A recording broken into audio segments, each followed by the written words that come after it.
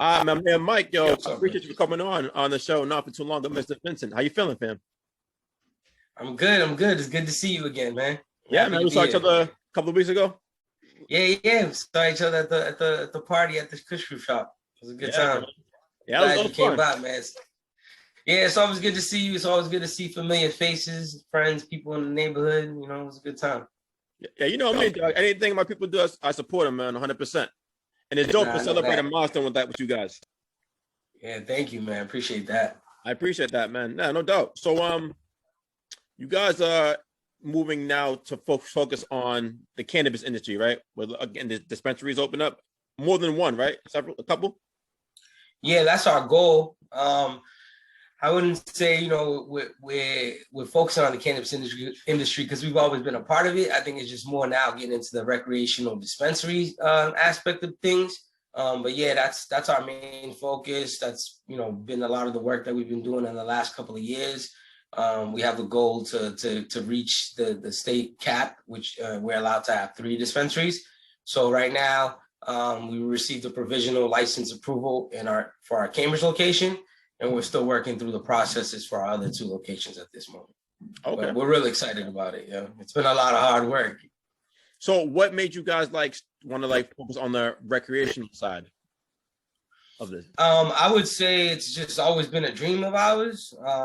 Something I always wanted to do. I just never thought it'd come to fruition in my lifetime. And especially in the state of Massachusetts. But now that the opportunity's there, it's just a natural transition for us because we've done everything else in the space, but so we've had, the cannabis apparel, the cannabis accessories, the cannabis events. We've done all sorts of things cannabis related in the lifestyle. So now to be able to, have this opportunity to provide the actual cannabis product to folks, is something that we would not pass on. So. Okay. So I know that I remember when you guys were trying to get the approval in Cambridge. I remember you sending me a couple of messages yo, can you support? Yeah. Can you do this? I'm like, I don't live in Cambridge no more. If I did, I would for sure. So is that, would you say the biggest hurdle in order to get to where you're at right now with this? I would say it's one of the biggest hurdles because, you just have to get support from the community. And, if you're going to be in these communities, you need people from those communities to voice their support of your business. And, a lot of times you go in front of these boards and, they don't know who I am or who Marcus is or the rest of our team. And it's just, you have to present yourself in a way that they take you serious and know that you're capable of operating this type of business. But when folks that know you, people that went to school with you, grew up with you, patron your business, come and speak forward in favor of you, sheds light on the type of person that you are. And it gives the folks in the board a little more confidence to know that these guys can run this type of business. And also it's something that the community wants because let's be honest, it all starts with the community and it's, the voice of the community is most important. And if we weren't welcome in the neighborhood, then I totally understand that. But fortunately for the places that we've gone, for the most part, they're places that we grew up in and lived in and have ties to. People there were very welcoming to the idea of us having cannabis dispensaries there. But it was very challenging to kind of get through the community process, to get to the local process. Each city and municipality has different regulations and different application process. So that makes it very tough to just kind of understand the process and the nuances of it. But I'd say the local process is very challenging.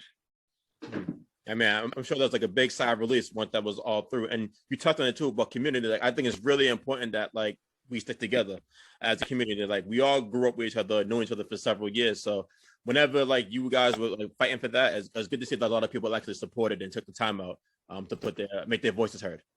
Yeah, and it meant a lot to us. It still means a lot to us, the continuous support that we get because, people had a lot of nice things to say. And for folks to take time out of their busy days and to just make, a few minutes, make themselves available for a few minutes to speak in favor of what we're doing, it means a lot, because it just means a lot to us. Yeah, as it should, man. So now with this recreational, do you feel like this was perfect timing in the sense that you guys have laid the foundation out for several years now, like you mentioned with the clothing, with the accessories and everything, and now just the last step, and that you will be better prepared to deal with the recreational aspect now? Yeah, I think it was perfect timing in the sense that, we've been doing this for quite a while. We started the Kush Groove brand in 2011, going on 10 years this coming September. Wow. And, we helped push that movement forward. We were the voices of the unheard. We were the voices of the folks that, the cannabis community, we were bringing them together, allowing folks like ourselves to just come together and have a good time and not be judged. And we put a lot of effort, work into like moving forward the whole cannabis, the hippie movement, way before cannabis was even legalized in the state for medicinal purposes. So like we feel like we earned the right to be in this business, and the fact that we've operated adult regulated businesses in the past with the smoke shops, we're responsible enough. We know how to do this. So I think it's only right that we get a shot in this industry. Yeah, y'all definitely do. I can't believe you said it's been 10 years since September. 10 years, man, Crazy. since we had our launch party in Boston. And what's beautiful is this, a lot of familiar faces from the launch party were there at our Mission Hill store closing party. Wow. And that's a commitment, from people and from our, those folks that are friends, family. We've grown this bond that's, I feel is unbreakable, and it's because of this brand that we built. Nah, that's facts, man. You got to start like you said, you got to start get a solid base, and then everything will run its course from there. And look what you said, kind of like full circle. How a lot of people were there at the launch, but there at the closing. Yeah. So it's been a tough time for a lot of people since the pandemic hit. But I feel like a lot of people have learned a lot of things about themselves that they can apply when everything like gets back to normal, quote unquote. So how do you think that what you learn about yourself or anything else in the pandemic can help you in this new position with dealing with the recreational aspect of Kush Groove? First and foremost, before even the business side of things, it helped me have a different perspective on my personal life with my friends, my family, just valuing the time I've had with people. And I started to just realize how much I appreciated those moments because of the pandemic. We weren't able to hang out and things like that. So I think first and foremost, just having those people around me, I started to really value that even more. And now that I'm getting to see them, it's a great feeling again. In terms of business, what I've learned a lot, I would say the first thing I've learned is prepare for a rainy day. You hear that all the time. You heard it growing up, but it hit like that. Unfortunately, we were prepared, somewhat to handle the pandemic. But I'd say always be prepared for the worst, because you never know what could happen. I don't think anybody in the world could have predicted this or the effects that it would have on the world or small businesses and people in their everyday life. So I'd say prepare for a rainy day, learn how to adapt. We've learned how to adapt. Fortunately, my partner, Marcus, he's very skilled when it comes to digital marketing, SEO, online sales, that kind of thing. He took some time to even beef up his skills, and we went full-fledged with the website operations and things like that. We were able to increase our sales through our online store, kushgroove.com. So that helped a lot, just, being able to adapt.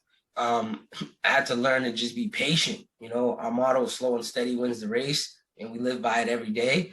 But I mean, it hit when the pandemic hit. You really had to just be patient. A perfect example is we waited nearly a year and a half to get to the point of having a special permit hearing scheduled with the city of Cambridge for our dispensary. Mm-hmm. Several days prior to the meeting, it was canceled because of COVID, and no one can get together in City Hall for the meeting or whatever. And they didn't figure out the Zoom thing yet and how to host city meetings and such. Yeah. So just that, I had to learn to be patient because our meeting was postponed and we didn't have the meeting again, I believe, until June or July. But it was something that I waited so long for. And, I was less than 48 hours away from that opportunity, that moment, and COVID hits, and you just sitting there like, wow, now I have to continue to wait. So I'd say patience is also a big thing. But, COVID taught us a lot. And with business, I'd say just having patience, being able to adapt, and planning for a rainy day is three of the biggest lessons that pandemic taught me. That's real. And it's funny too, because I was talking to Marcus, shout out to Marcus, at the closing event. And I asked him about the Cambridge location y'all opened up. He's like, it's been closed. I'm like, it has? I forgot it actually opened up a couple of days before the lockdown happened on the Sunday. Yes. I'm like, yo. Yeah. That's crazy. It happened we opened it on a Sunday, Yeah. and Marcus, E, and I had to close it on Wednesday, I believe, Tuesday or Wednesday. They put the pandemic in effect, the lockdown in effect, and we had to close for several months. And that's something you could not prepare for. If we knew that was going to happen, we probably wouldn't have took on that opportunity, or more so open 2 days prior to the pandemic. Mm-hmm. Yeah, I mean, I feel you though. You said like earlier too that a lot of this has really taught a lot of people to like, I know it's cliche, but save for a rainy day. To like make sure you got your emergency fund right, because you never know what could happen. Like who would have ever thought that we would ever be in the situation we were in last year, where you were on lockdown, you couldn't go anywhere. A lot of people lost their jobs, unfortunately. So it's fighting like for toilet paper. That was wild, Joe. I never seen anything like that. I'm like, what are they talking about toilet paper for? Yeah, Can't find it nowhere. Yeah. Oh man. Wow. But last question though. Sure. What you got planned down the line? Now you said 10 years in September for Kush Groove. There got to be a party for that. Mm-hmm. I'm sure it's not officially planned yet. It's gonna happen. Excuse me. You know how we do it. Facts. We're thinking of. So you I'm not sure if you remember, but we had a Kush Groove festival planned for last year. Yes. Now you told me it was gonna happen in the spring. We're gonna do it in the summer. So at the end of this summer. So we had it planned last October. It was, in the fall. We were trying to do something very COVID safe, but unfortunately, it got rained out twice. So we're planning to have one sometime in September to celebrate our anniversary and to just celebrate the birth of our dispensary and the moving forward, and just the planning of everything we got going for hopefully the next 10 years. But definitely a Kush Groove festival. We're gonna have a lot of great artists, dope vendors, a lot of local folks stopping by.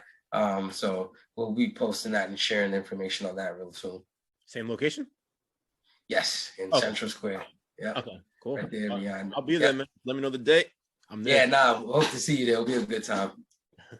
All right, so we got that planned, and then all the dispensary stuff is kind of like what's taking our focus right now. So, and reopening the Kush Groove shop inside of the dispensary once we get that going. Okay. So that's funny you said that. I thought that you guys were gonna like only have it online now, the clothing. That's not the case?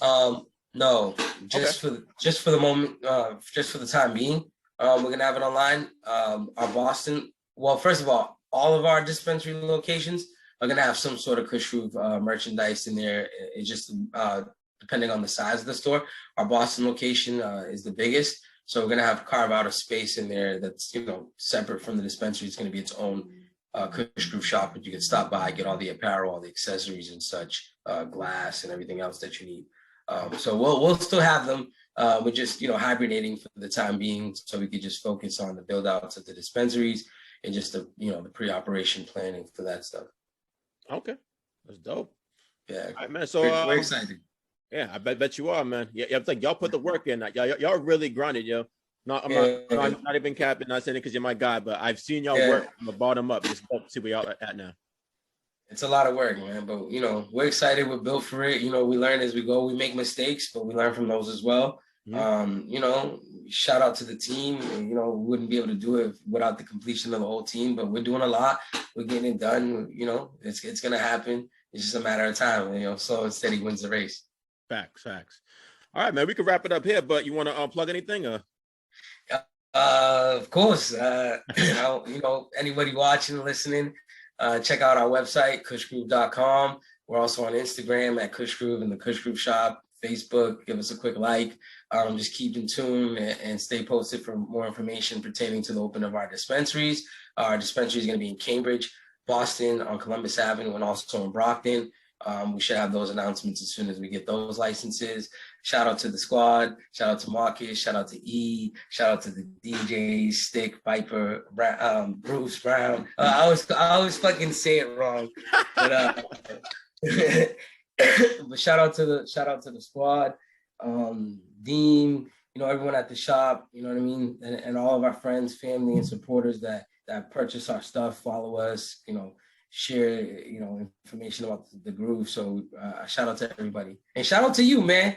this is the second time I've been able to sit with you and have an interview with you. It's a great experience. You know what I'm saying? So I appreciate the opportunity always, and keep up the hard work. You're always doing your thing, and I'm happy to see you elevate all the time. So thank you for the opportunity, and shout out to you as well. Appreciate you, my guy. Well, yeah, we can end it right here. All right, bro. You have a good evening, man. Thank you. You too, fam.